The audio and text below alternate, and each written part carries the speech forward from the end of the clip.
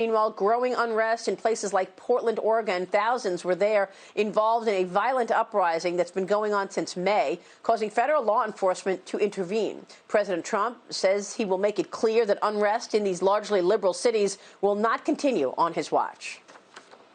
We're not going to let New York and Chicago and Philadelphia and Detroit and Baltimore, we're not going to let this happen in our country. People say protesters, these people are anarchists. These are people that hate our country, and we're not going to let it go forward. Joining me right now is Acting Customs and Border Protection Commissioner Mark Morgan. Commissioner, it's great to see you this morning. Thanks very much for joining me. What can the federal government do about this? First, assess the situation, what we're seeing in these large cities across the country, and what can you do about it? Well, the president is right. It's anarchy. And let's be clear, we're not talking about the peaceful protesters. What we're talking about are those individuals who have hijacked these peaceful protests, and they're criminals. Let's talk about Portland right now. And, Maria, let's be clear. The federal presence right now in Portland, we are there to do our statutory responsibility to protect federal buildings. That's why we're there. And well before we deployed additional resources, there was violence already going in Portland. That's one of the false narratives. And we actually had credible information that these criminals were actually going to attack the federal courthouse. So we deployed additional resources there. And guess what happened, Maria? The criminals, they did just that. And the first days we were inside the building, they attacked the building. They broke through the doors. They tried to enter the building and assault the federal agents are there. That is criminal behavior, and there must be consequences, and it can't be tolerated. And this president isn't going to tolerate that. Well, what do they want, Mark? I mean, I understand initially, what took place after George Floyd was murdered, but at the same time, this is now going on for a long time. Do they want something different today, a month and a half later?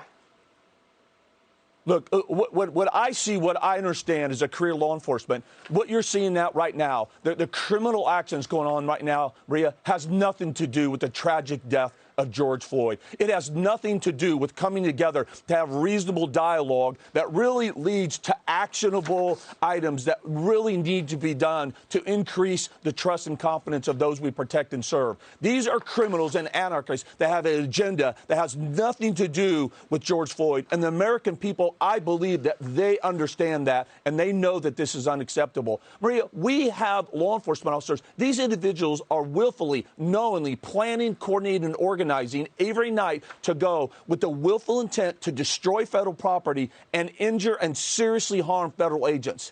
In what world is that acceptable? It's not. And this president is not going to accept it. Well, I believe New York City Mayor Bill de Blasio said, look, we're going to protect New York and we're not going to allow federal agents to come in. You've got Kentucky Senator Rand Paul pushing back on the federal response in Portland. He tweeted this yesterday. We cannot give up liberty for security. Local law enforcement can and should be handling these situations in our cities, but there is no place for federal troops or unidentified federal agents rounding people up at will. Commissioner, what's the response?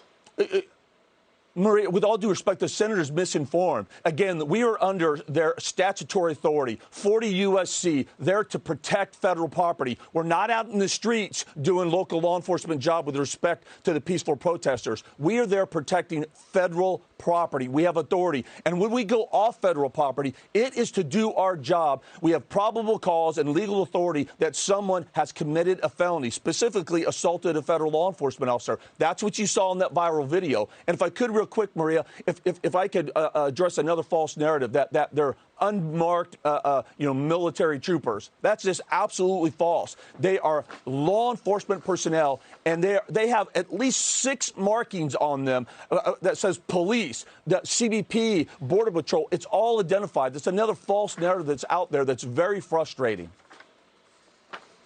Unbelievable. Oregon Senators Jeff Merkley and Ron Wyden, meanwhile, along with Connecticut Senator Chris Murphy, have drafted a new bill they say will end the, quote, paramilitary occupations in major cities where federal officers were sent in. Your reaction to this bill they're drafting? It's ridiculous. It's absolutely ridiculous. Again, I'll go back to the facts. We are there. We had credible actual intelligence information that the courthouse was going to be attacked. That's why we deployed additional resources there to protect federal property, and that's exactly what happened. And guess what? The state and locals, we don't need their permission for federal resources to come in to protect the citizens that they won't protect. We don't need their permission. We're going to be there, and in Portland, we're staying. So what are you expecting from the president then? That the federal troops will stay, or is there something else coming in terms of bringing law and order back? Look, I'm not going to get ahead of the president and what he's specifically going to do, but I do know that this president and this administration is committed to law and order. And we're going to do just that. As a CBP commissioner, I'm going to support this secretary and the deputy secretary and this attorney general who all agree with law and order, a cornerstone of American society. I'm going to be standing with them shoulder to shoulder to support them on what we need to do to regain law and order in these cities, apply consequences to criminals. Look, American people, Maria, they want to be safe. They want to be able to walk outside and not think that they're going to get shot or be the victim of a violent crime. I know that that's what American citizens want, and that's what we're committed to. So are you expecting federal troops to go into other cities? Which cities? Putting Portland aside. Yeah, so right now, again, I'm not going to get ahead of the president. And Maria, I know you don't mean this, but I think federal troops, I think we have to, words matter. These are federal law enforcement officers and agents that are going to go into areas that need assistance to help either state and local or further support and apply consequences to those committing federal crimes. That's what we're talking about, law and order. So I'm going to let the president announce that. Yeah, and it's very important that you make the distinction. So thank you for that. It's law and order. It's officers going in to ensure that there is law and order brought back. Mark, what are you seeing at the border today, given the COVID-19 issues and the crime across the country? What's happening that you can tell us about coming into the country?